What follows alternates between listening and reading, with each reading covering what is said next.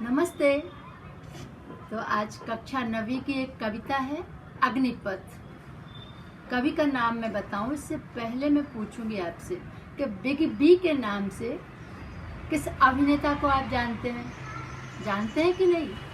और सारे बच्चे एक साथ, अमिताभ बच्चन।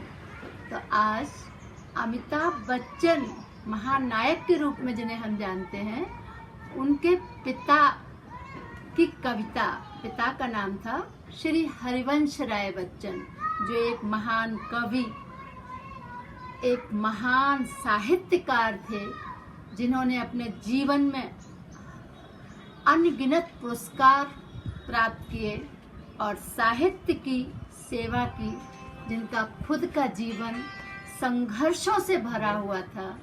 उन्हीं की एक प्रसिद्ध कविता अग्निपथ आज मैं पढ़ाने जा रही हूँ। हरिवंश राय बच्चन का जन्म 1907 में हुआ था, इलाहाबाद के पास एक बाबूपट्टी नाम के स्थान पर, कस्बे में, और मृत्यु हुई 2003 में। इन्होंने कई गद्य रचनाओं का सृजन किया। बचपन के साथ क्षण भर नाम मैं बता रही हूँ, सो अहम हंस, प्रवास की डायरी, इनके कविता संग्रह हैं। बहुत प्रसिद्ध कविता संग्रह है मधुशाला, और इसके बाद निशा निमंत्रण, खादी के फूल, जो महात्मा गांधी की हत्या के ऊपर लिखा हुआ है, और दो चट्टानें। आत्मकथा, सर्वश्रेष्ठ आत्मकथा अगर हिंदी में है तो वो श्री हरिवंश राय बच्चन की है, जो 4 भागों में है, जिनके नाम है नीड़ का निर्माण फिर। दूसरी है क्या भूलूं क्या याद करूं, और तीसरा भाग है इसका बसेरे से दूर, और चौथा है 10 द्वार से सोपान तक। इन्होंने कई पुरस्कार हासिल किए। राष्ट्रपति डॉक्टर राजेंद्र प्रसाद द्वारा एक मनोनीत सांसद सदस्य भी थे, तथा लंबे समय तक विदेश में हिंदी के विशेषज्ञ के रूप में कार्यरत रहे।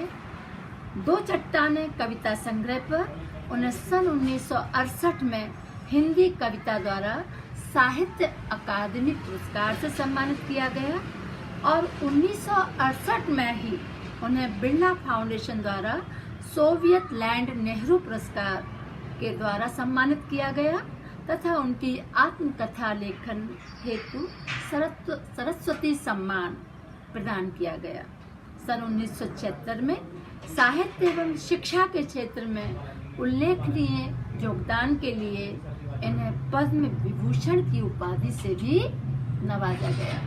अगर आप अपने वास्तविक जीवन में या महापुरुषों की आत्मकथाओं में पढ़ेंगे तो आप जानेंगे कि चाहे कोई नेता हो, अभिनेता हो, चाहे कोई महान शिक्षाविद हो, चाहे वैज्ञानिक हो, चिकित्सक हो, इंजीनियर हो, अगर वो सफलता के आकाश को छू रहा है तो उसका रास्ता बहुत आसान नहीं रहा होगा। जीवन उसका उतार चढ़ाव से भरा होगा। और आपको अगर मेरी बात पर विश्वास न हो तो आज ही जाएं और कुछ लोगों की या तो आत्मकथा पढ़ें, और या फिर रूबरू किसी से बातें करें, अपने घर में ही अपने दादाजी, बड़े बुजुर्गों से बात करें और जाने उनके अनुभवों का खजाना कि हार जीत, जय पराजय, उतार चढ़ाव, असफलता सफलता, ये हर एक की जिंदगी का हिस्सा होते हैं, और इन्हीं अनुभवों से निकलती है कविता। तो हरिवंश राय बच्चन, जिनका खुद का जीवन संघर्ष से भरा हुआ है, उन्होंने इस शीर्षक से जो कविता लिखी, उस कविता को मैं आज आपको व्याख्या करने जा रही हूँ। सुनो, कविता गद्यात्मक शैली में है, उद्बोधनात्मक शैली में भी है, क्योंकि इसमें कवि स्वयं को उद्बोधित करता है, संबोधित करता है, एड्रेस्ड करता है, और उसी माध्यम से वो सबको भी संबोधित करता है और आपके अंदर कुछ करने का जज्बा पैदा करता है।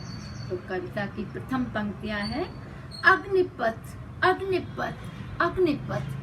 कवि 3 बार एक ही शब्द बोलता है और इस रास्ते को, संसार जीवन के जो मार्ग है, उस मार्ग को प्रतीकात्मक रूप से अग्नि का रास्ता कहता है, अग्नि भरा रास्ता कहता है।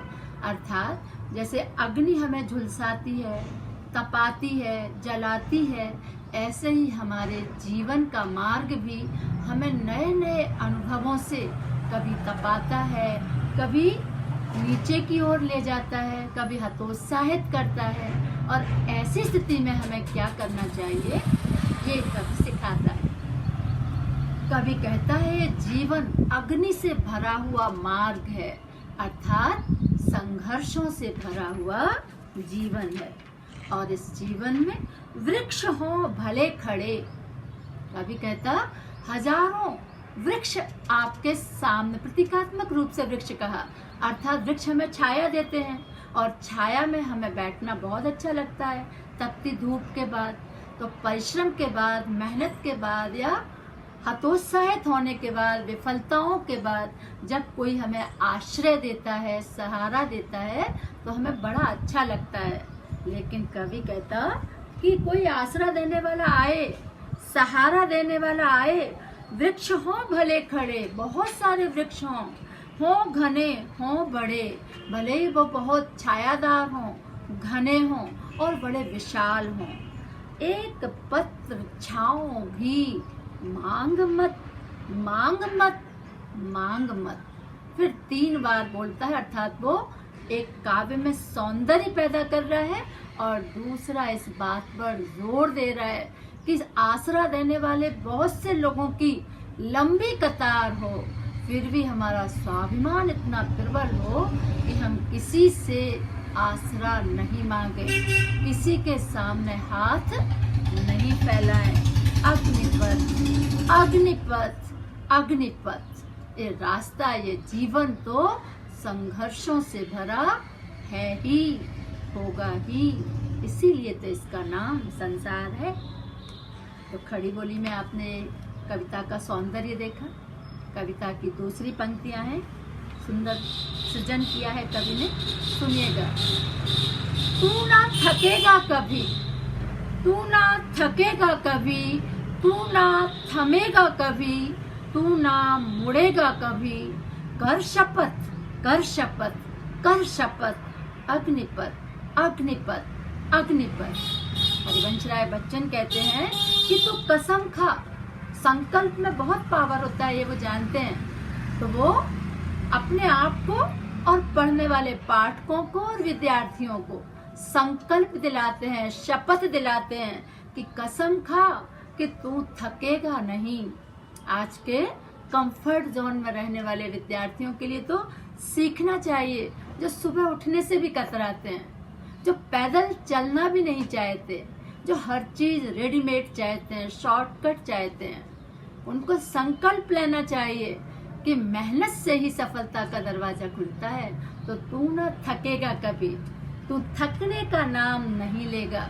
और एक बार जो अभियान शुरू किया, एक बार जो संकल्प लिया, एक बार जो उद्देश्य सोचा कि मंजिल कहाँ है आपकी, थमेगा कभी, तू रुकेगा नहीं।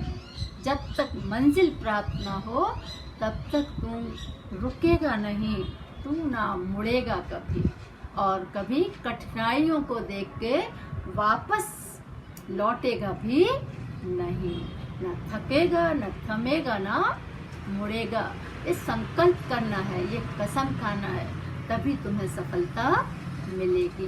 परीक्षाएं तो चलती रहेंगी क्योंकि रास्ता अग्नि से भरा हुआ है, जीवन संघर्षों का नाम ही है।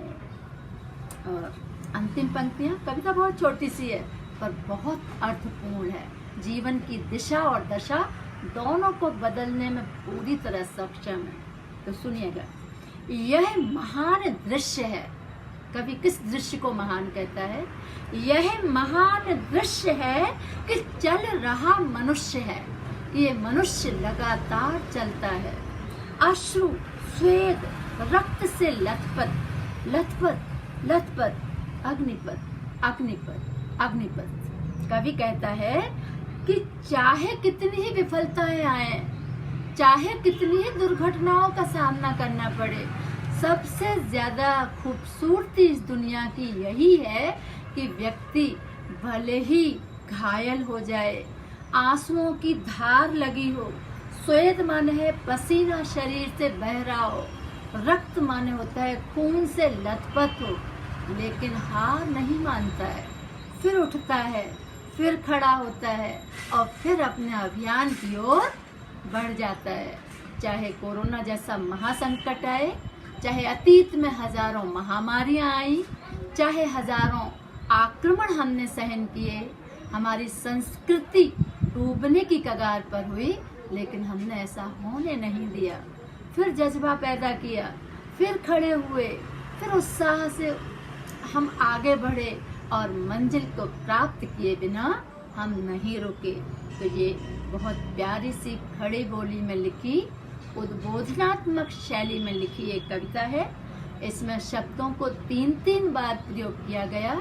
यही इस कविता का सौंदर्य है और इसी को हम कविता की शक्ति भी कह सकते हैं, क्योंकि इसमें जो एक नाद पैदा किया गया, अग्निपथ अग्निपथ अग्निपथ, कर शपथ कर शपथ कर शपथ, इससे कविता में एक अलग ही सौंदर्य पैदा हुआ। तू न थमेगा कभी, तू न रुकेगा कभी, इस तरह आपके अंदर एक जज्बा पैदा किया गया, उत्साहित किया गया। अगर इस कविता को हम अपने जीवन का आधार बना लें और इस सत्य को समझ जाएं कि जीवन हमेशा कांटों से भरा हुआ होता है, फूलों का रास्ता किसी विरले को ही मिलता है, तो हमें सफलता का परचम फहराना है, तो इस संघर्ष के रास्ते को पार करना है। अंगारों पर पैर रखते हुए हमें आगे बढ़ना है और कर्म का आश्रय लेकर ही, विपत्तियों को दूर करके ही हम मंजिल तक पहुंच सकते हैं। धन्यवाद।